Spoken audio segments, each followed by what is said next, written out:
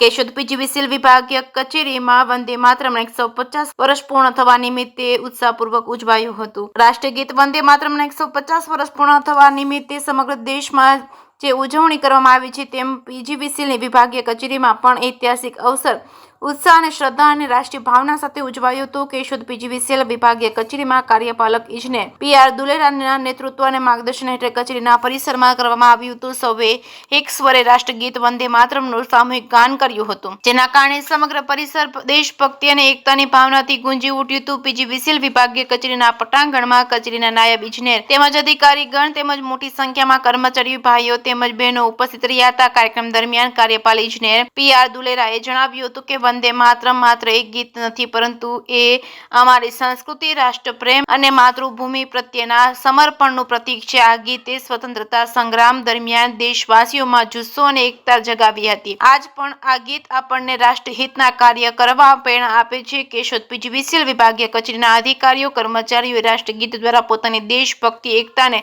સાંસ્કૃતિક વારસાની પ્રતિ શ્રદ્ધા વ્યક્ત કરી હતી। આ આયોજન કેશોદ પીજીવીસીએલ વિભાગીય કચેરી માટે ગૌરવપૂર્ણ ક્ષણ બની રહ્યું છે, જેમાં રાષ્ટ્રપ્રેમની ભાવનાને વધુ પ્રબળ બનાવી છે। વંદે માતરમ ગાન સમૂહ ગાન ગાવામાં આવ્યા હતા, ત્યારબાદ સ્વદેશી અંગેની શપથ લઈ સૌએ છૂટા પડ્યા હતા। જે કે સિંહ સાથે રાજુ પંડ્યા, કેશોદ।